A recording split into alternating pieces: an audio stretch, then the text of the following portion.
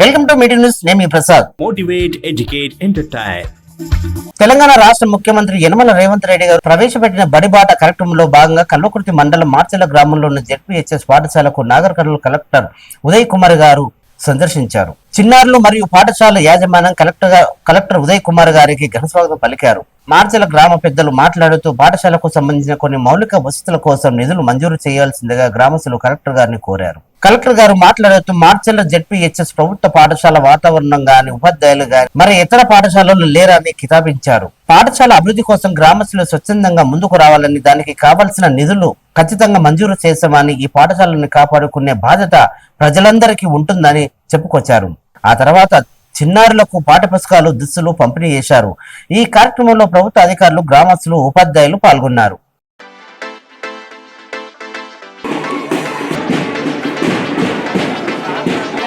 కార్యక్రమంలో భాగంగా పాఠశాల పునఃప్రారంభ వేడుకల సందర్భంగా రోజు పురస్కరించుకొని అందరికీ ఆహ్వానం, అందరికీ స్వాగతం, సుస్వాగతం.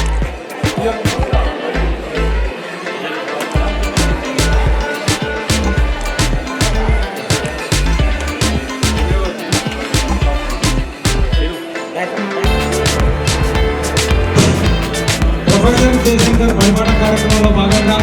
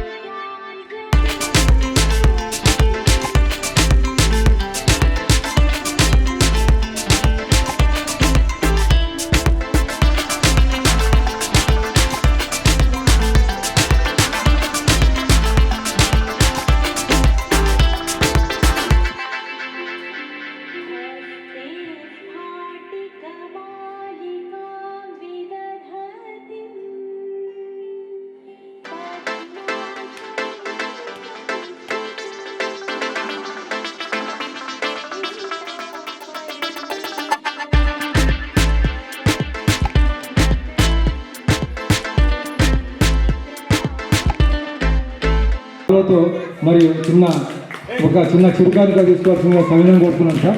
గట్టిగా చెప్పలు కూడా విద్యార్థి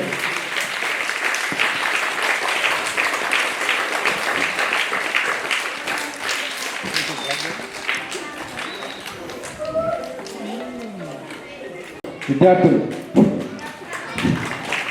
మరియు సార్కు వినతి పత్రాన్ని మరి ఇస్తున్నాం సార్. అదేవిధంగా మన జడ్పీఎస్ పాఠశాల తరఫుకెళ్ళి సార్కు చిరుకానుగా తీసుకోవాలి సార్ దయచేసి.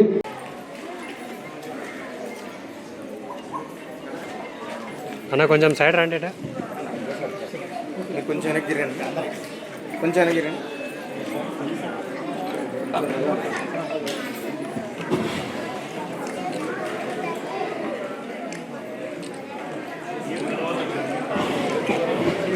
ఈ కార్యక్రమానికి విచ్చేసినటువంటి అధికారులు, అనధికారులు, అట్లాగే గ్రామ పెద్దలు, గ్రామం నుంచి ఉన్నటువంటి కమిటీ సభ్యులు, ఎస్ఎల్జీ మెంబర్స్, ఈ యూనిఫామ్లు కుట్టినటువంటి ప్రతి మహిళకి, అట్లాగే పిల్లల్ని గవర్నమెంట్ విద్యా సంస్థలను నమ్మి ఇక్కడికి పంపిస్తున్నటువంటి ప్రతి పేరెంట్కి అందరికీ కూడా బడిబాట కార్యక్రమం స్టార్ట్ అయ్యి సుమారుగా 6 రోజులు అయిపోయి ఈరోజు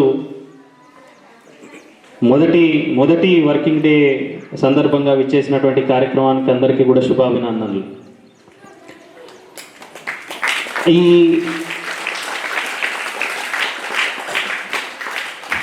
ప్రభుత్వ పాఠశాలలు ఒకప్పుడు ఇంతకుముందు లక్ష్మారెడ్డి గారు చెప్పినట్టుగా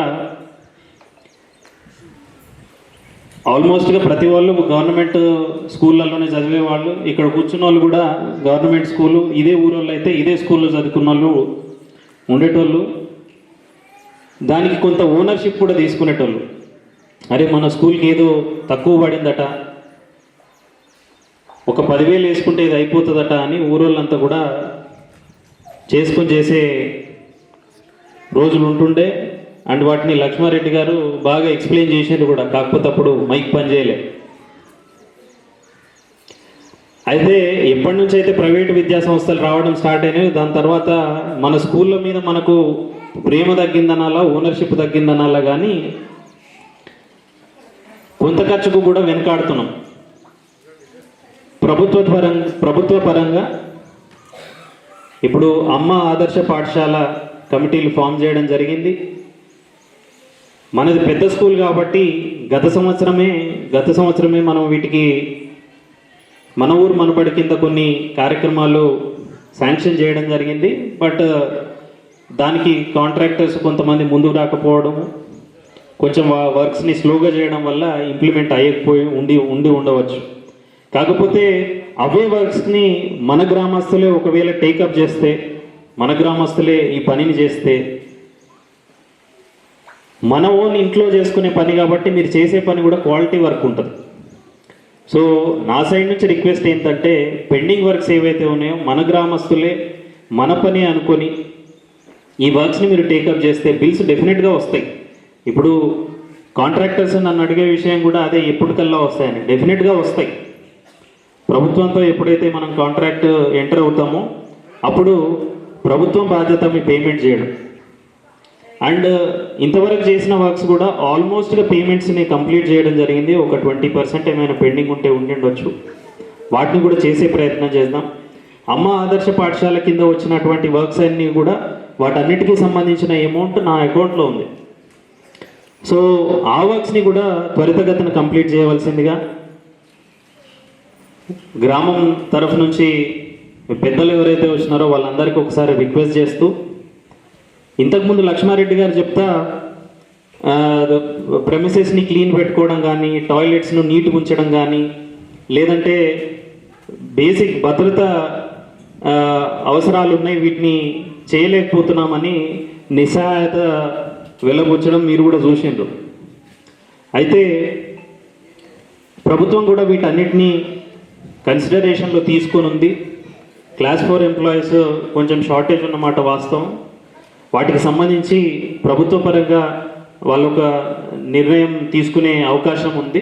సో అవి తీసుకోగానే మన డిస్ట్రిక్ట్లో కూడా మన స్కూల్లో కూడా వీటిని ఇంప్లిమెంట్ చేయడం జరుగుతుంది. మీన్ వైల్ ఈ మధ్యకాలంలో ఆల్మోస్ట్ ప్రతి వాళ్ళు కూడా వాట్సాప్లో వచ్చినటువంటి ఇన్ఫర్మేషన్స్ చూస్తూ ఉన్నారు. యూట్యూబ్లలో ట్రెండ్ ఎక్కడ ఏం నడుస్తుంది అనేది ఫాలో అవుతున్నారు. జపాన్లో అన్నిటికంటే బెస్ట్ స్కూల్స్ ఉన్నట్టుగా చెప్తూ ఉంటారు. స్వీడన్ ఇట్లాంటి కొన్ని కంట్రీస్ తర్వాత నెక్స్ట్ జపాన్లో బెస్ట్ స్కూల్స్గా చెప్తూ ఉంటారు. మీరు వాటికి సంబంధించినటువంటి వీడియోస్ కానీ ఏవైనా యూట్యూబ్లో మీరు జస్ట్ సెర్చ్ చేసి చూడండి. స్కూల్ను ఒకవేళ ఒక మనిషి ఎవరైనా బాత్రూంలోకి వెళ్ళినరు, టాయిలెట్లోకి వెళ్ళినరు అని అంటే మనం ఏ రకంగా అయితే టాయిలెట్ని చూడాలనుకుంటున్నామో మనం బయటకు వెళ్ళేటప్పుడు కూడా అదే రకంగా దాన్ని వదిలేసి వెళ్ళాలి అనే బేసిక్ సెన్స్ వాళ్ళ స్కూల్ డేస్ నుంచి వాళ్ళ దాంట్లో ఇంప్లిమెంట్ చేయడం జరుగుతుంది. ప్రతి వాళ్ళకి నేర్పడం జరుగుతుంది. టాయిలెట్లోకి వెళ్ళినాము అని అంటే ఖచ్చితంగా నీళ్లు ఉండాలి, లేదు అని అంటే ఎక్కడి నుంచో కొంచెం దూరం నుంచి అయినా బయట బకెట్లో తీసుకొని పోయి మనం ఇంకోసారి వెళ్ళేటట్లు దాన్ని వదిలేసి వెళ్ళాలి అని నేర్పుతారు. మన దగ్గర సంభవం అది ఎందుకో ఉండదు. సో అవి నా ఉద్దేశంలో ఇవన్నీ స్కూల్ డేస్ నుంచే నేర్పియాలి. టాయిలెట్స్ని నీట్గా పెట్టుకోవడం, ఎన్నిసార్లు టాయిలెట్స్ రిపేర్ చేయించినా కూడా ప్రతిసారి క్లాగ్ అవుతూ ఉంటాయి బేసిక్ మెయింటెనెన్స్ లేక.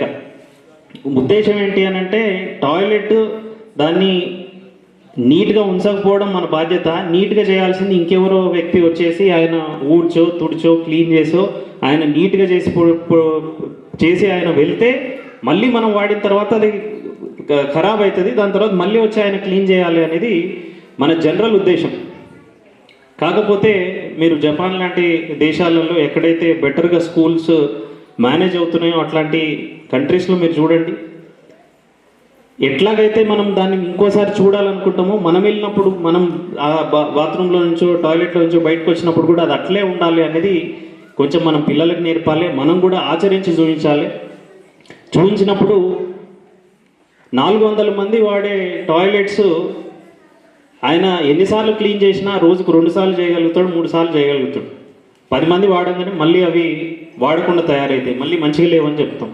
సో ప్రతి వ్యక్తి ఆయన దాన్ని వాడినప్పుడు మళ్ళీ ఇంకోసారి రాగలిగేటట్లు దాన్ని వదిలి వెళ్తే మనం అనుకుంటున్నటువంటి నీట్గా ఉండడము, క్లీన్గా ఉండడము అనేది దానికదే సాధ్యం అవుతుంది.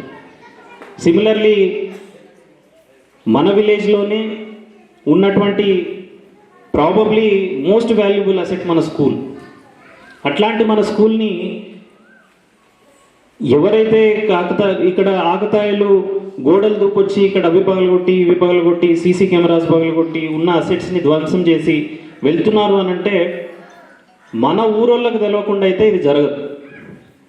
ఎవరు చేస్తున్నారో కూడా తెలుసు. కాకపోతే మనకొక లోపల ఫీలింగ్ ఏంటంటే నేనెందుకు చెప్పాలి, ఏమొచ్చింది, ప్రభుత్వ పరంగా దాన్ని కాపాడాలి, దాన్ని మనం కాపాడేది లేదు అని అనుకుంటాం. కానీ మనం మరుస్తున్న విషయం ఏంటంటే ఇది మన అసెట్, మన ఆస్తి. మీరు ఇంత కష్టపడి ఒక 5 ఎకరాల భూమి జాగా ఇచ్చి ఇంత బ్రహ్మాండమైన స్కూల్ని మీరు ఏర్పాటు చేసి ఇక్కడ మీకు ఓపెన్గా ఛాలెంజ్ చేస్తూ ఉన్నా, ఇంతకంటే మంచి స్కూల్, ఇంత మంచి అసెట్స్ ఉన్న స్కూల్ ప్రైవేటు విద్యా సంస్థలలో ఒక్కటి చూపించండి మన మండలంలో, ఉండదు. మనకంటే క్వాలిఫైడ్ టీచర్స్ ఉన్నటువంటి ఒక్క ప్రైవేటు విద్యా సంస్థను ఒక్కటి చూపించండి, ఒప్పుకుంటాను, ఉండదు. సమస్యనే లేదు. ఇక్కడ వచ్చిన ప్రతి teacher most rigorous competitive exams రాసి క్వాలిఫికేషన్ అచీవ్ చేయడానికి 2 సంవత్సరాలు 3 సంవత్సరాలు చదివి సైంటిఫిక్గా విద్యను ఏ రకంగా నేర్పియాలి అనేది నేర్చుకొని వచ్చిన టీచరే ఇక్కడ మినిమం ఎలిజిబుల్ టీచర్గా, ఇక్కడ జూనియర్ మోస్ట్ టీచర్గా ఇక్కడ వస్తారు. వచ్చిన తర్వాత ఆయన ఒక హెచ్ఎం లెవెల్కో లేదంటే సీనియర్ లెవెల్ ఎస్జిటి లాగానో ఇట్లానో అయ్యేసరికి వాళ్ళకి సుమారుగా 10-15 సంవత్సరాల ఎక్స్పీరియన్స్ అప్పటికే వచ్చి ఉంటుంది. ఒక 15-20 బ్యాచెస్ను వాళ్ళు హ్యాండిల్ చేసి ఉంటారు. అంత బ్రహ్మాండమైనటువంటి అసెట్ అంటే అంతమంది టీచర్స్ ఉన్నట్టు ఇట్లాంటి సేమ్ క్వాలిఫికేషన్స్ టీచర్స్ ఉన్నటువంటి స్కూల్ ఒకళ్ళ ఎవరైనా ఎస్టాబ్లిష్ చేయాలి అని అనుకుంటే అది ఫైనాన్షియల్గా వాళ్ళకి పాసిబుల్ కాదు. అది అంత బ్రహ్మాండమైనటువంటి మన ఆస్తి ఇది. సో ఈ ఆస్తిని కాపాడుకోవాలని అనుకుంటే ఊర్లో ఉండే ప్రతి ఒక్కళ్ళు కూడా ఎవరైనా లోపలికి వచ్చి ఏదైనా ధ్వంసం చేస్తున్నారంటే మీకు తెలిసినప్పుడు ప్లీజ్ దానికి సంబంధించి మీరు ఇనిషియేటివ్ తీసుకోండి. ఊరోళ్ళంతా ఇనిషియేటివ్ తీసుకున్నారంటే ఏ ఒక్కడు కూడా దానికి వ్యతిరేకంగా మాట్లాడేది ఉండదు. పెద్దలు 4 కలిస్తే ఊరు పెద్దలు ఒక 4 కలిసి లేదు ఇది తప్పు అని అన్నారంటే ఊర్లో తప్పు జరగదు. కావాల్సింది ఓన్లీ ఒక 4, ఒక 3-4 కలిసి లేదు ఇది తప్పే ఎందుకు కాదు అని అడిగే పరిస్థితి ఉన్నది అని అంటే అది జరగదు. ప్రభుత్వ పరంగా ఏదైతే మేము చేయగలుగుతున్నామో వాన్ని ప్రభుత్వ ఆదేశాల ప్రకారం మనం చేసే ప్రయత్నం చేద్దాం. దాంట్లో భాగంగా ఇప్పుడు ప్రస్తుతానికి యూనిఫామ్స్ ఇవ్వడం జరుగుతూ ఉన్నది. మన నోట్బుక్స్, టెక్స్ట్ బుక్స్ కూడా ఇస్తూ ఉన్నాం. ప్రతి స్కూల్లో ఇంగ్లీష్ మీడియంని ఇంట్రడ్యూస్ చేసే ప్రయత్నంలో భాగంగా 2 లాంగ్వేజెస్లో అన్ని సబ్జెక్ట్స్కి సంబంధించిన టెక్స్ట్ బుక్స్ ఇస్తూ ఉన్నాం. దాంట్లో ఇంగ్లీష్ ఉంటుంది, తెలుగులో ఉంటుంది. సో టీచర్స్ కానీ పిల్లలు కానీ వాటిని ఫాలో అవ్వడం ఈజీగా ఉండేటట్లు వాటిని ఇవ్వడం జరిగింది. బయట ప్రైవేట్ విద్యా సంస్థల్లో ఇంగ్లీష్ ఏ రకంగా అయితే చెప్తారో అంతకంటే బెటర్గా చెప్పేటువంటి టీచర్స్ మన దగ్గర ఉన్నారు. సో పేరెంట్స్ అందరికీ కూడా మీరు దీన్ని మీ ఓన్ ఇన్స్టిట్యూషన్గా మీరు ట్రీట్ చేసి మీ పిల్లల్ని వీడికి పంపించేసి ఎప్పుడైతే పేరెంట్ టీచర్ మీటర్స్ నెలకు ఒకసారి మనం 3వ శనివారం రోజు పేరెంట్ టీచర్ మీటింగ్ పెడతాం. పేరెంట్ టీచర్ మీటింగ్ పెట్టిన రోజు మీరు పేరెంట్స్ ఒక 4-5 వచ్చి ఏ సబ్జెక్ట్లో ఎంతవరకు అయింది, సిలబస్ ఎంతవరకు అయింది, తక్కువ ఉన్న దాంట్లో ఎందుకు కాలేదు అని ఒక 4 అడగగలిగితే డెఫినెట్గా రిజల్ట్స్ కూడా అన్నిటికంటే బెస్ట్ రిజల్ట్స్ వచ్చే అవకాశం ఉంది. పేరెంట్స్ ఇన్వాల్వ్మెంట్ కానీ విలేజ్ పెద్దల ఇన్వాల్వ్మెంట్ కానీ లేకుండా ఏ ఇన్స్టిట్యూషన్ బాగుపడదు. అది స్కూళ్ళు కావచ్చు, కాలేజెస్ కావచ్చు, లేదంటే ఇంకా ఏదైనా కావచ్చు. మనది అని అనుకుంటే బాగుపడుతుంది, మనది కాదు వాళ్ళు చేయాలా అని అనుకుంటే మాత్రం కాదు. వాళ్ళు ఎవరు రారు, ఇది మన ఊరు, మనం చేసుకోవాలి. వాళ్ళు ఎవరో రావాలి, ఎక్కడి నుంచో ఒక క్లీన్ చేసే వ్యక్తి ఒక ఆయన వచ్చి మనకు క్లీన్ చేస్తాడు, లేదంటే ఒక వాచ్మెన్ వచ్చి మనం మొత్తం అసెట్ని కాపాడుతాడు అని అంటే డెఫినెట్గా అది కాపాడలేడు. ఇక్కడ మీరు చెప్పినటువంటి సజెషన్స్ ఏవైతే ఉన్నాయో వాటిని ఇంప్లిమెంట్ చేసే ప్రయత్నం చేద్దాం. ఇంత పెద్ద ఇప్పుడు జిల్లాలో సుమారుగా మన దగ్గర 830 పైన స్కూల్స్ ఉన్నాయి. సో ఇన్ని స్కూల్స్లో అసెట్స్ క్రియేట్ చేసే ప్రయత్నం అంటే కొంచెం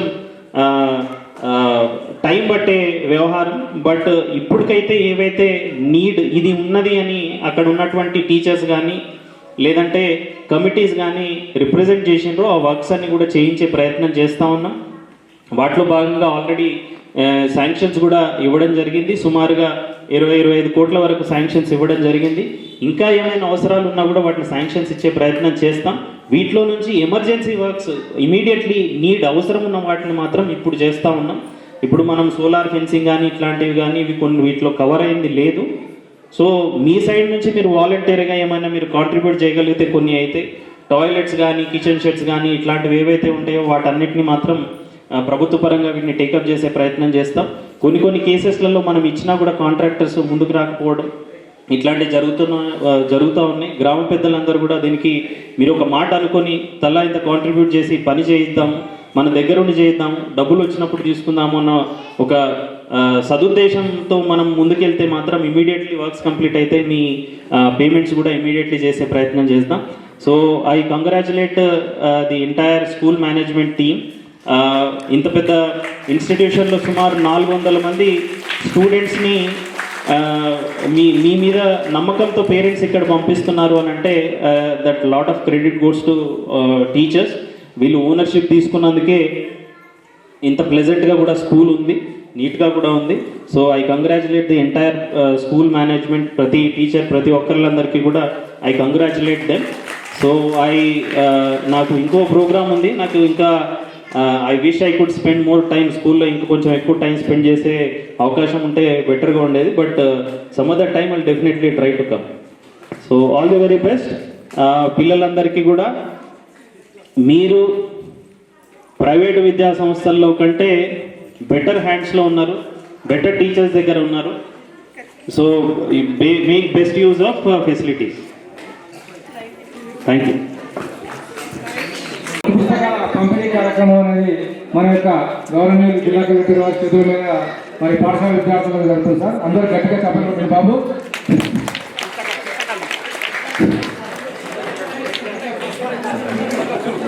అదేవిధంగా మరి యొక్క గవర్నమెంట్ కలెక్టర్ గారి చేత మరి యొక్క పుస్తకాల పంపిణీ, మన యొక్క డ్రెస్ పంపిణీ అనేది జరుగుతుంది సార్. అందరూ విద్యార్థులు గమనించవలసి కోరుతున్నాము. మరి అదేవిధంగా మన యొక్క డిఓ గారి, మన యొక్క గవర్నమెంట్ పెద్దలైనటువంటి డిఓ గారి మరి సంవత్సరాల మీద చేతుల మీదుగా మరి విద్యార్థులకు మరి యొక్క నోట్ పుస్తకాల పంపిణీ కార్యక్రమం జరుగుతుంది సార్. అదేవిధంగా డ్రెస్ కార్యక్రమం కూడా నిర్వహిస్తున్నాము. అదేవిధంగా మన ఆడియో మరి శ్రీనివాసరావు చేతుల మీదుగా మరి ఈ యొక్క టెక్స్ట్ పుస్తకాలు మరి నోట్ పుస్తకాల పంపిణీ కార్యక్రమం జరుగుతుంది సార్. మరి అదేవిధంగా సర్పంచ్ వెంకటేశ్వర సార్ గారు మరి ఇద్దరు వచ్చి సార్కు మరి కలెక్టర్ గారికి పుష్ప అంజలి, మాజీ సర్పంచ్ కృష్ణయ్య గారు, మాజీ సర్పంచ్ కృష్ణయ్య గారు అందరూ వచ్చి సార్కు పోటీతో మరి ఇవ్వాల్సిందిగా కోరుతున్నాం సార్. మరి కలెక్టర్ గారికి, గవర్నమెంట్ కలెక్టర్ గారికి పోటీ ఇవ్వాల్సిందిగా కోరుతున్నాం సార్. మరి అదేవిధంగా మన యొక్క డిఆర్డిఓ సార్ చేతుల మీదుగా మరి దుస్తుల పంపిణీ కార్యక్రమం జరుగుతున్నది.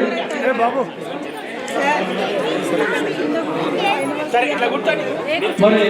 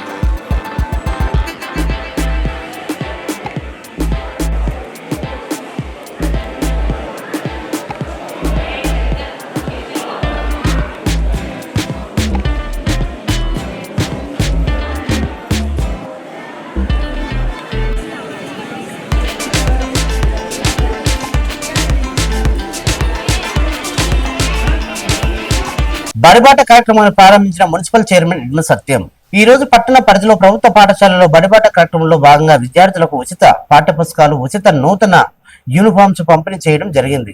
ఇట్టి కార్యక్రమంలో పుర చైర్మన్ నిడ్మ సత్యం, అమ్మ ఆదర్శ పాఠశాల కమిటీ సభ్యులు శ్రీమతి నసీమ గారు మరియు పాఠశాల ప్రధానోపాధ్యాయులు, ఉపాధ్యాయులు తదితరులు పాల్గొన్నారు.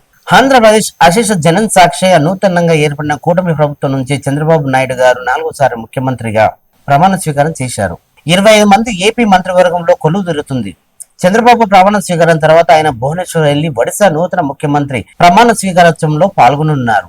ఇక ఎన్నికల సమయంలో చంద్రబాబు ఇచ్చిన 3 ప్రధాన హామీలకు సంబంధించిన ప్రమాణ స్వీకారం వెంటనే సంతకాలు చేయాలని చంద్రబాబు గతంలో నిర్ణయించారు. కానీ ఇప్పుడు స్వల్ప మార్పు చోటు చేసుకుంది. ముఖ్యమంత్రి హోదాలో చంద్రబాబు గురువారం తొలి సంతకాలు చేయనున్నారు. కొన్ని కారణాల వల్ల ఈ రోజు జరిగే కార్యక్రమాన్ని కేవలం ప్రమాణ స్వీకారానికి మాత్రమే పరిమితం చేయాలని నిర్ణయించారు. బుధవారం ఉదయం సీఎంగా ప్రమాణ స్వీకారం చేసిన అనంతరం ఆయన తిరుమల వెళ్లనున్నారు. చూస్తూనే ఉండండి మీటివ్ న్యూస్ కల్వకుర్తి.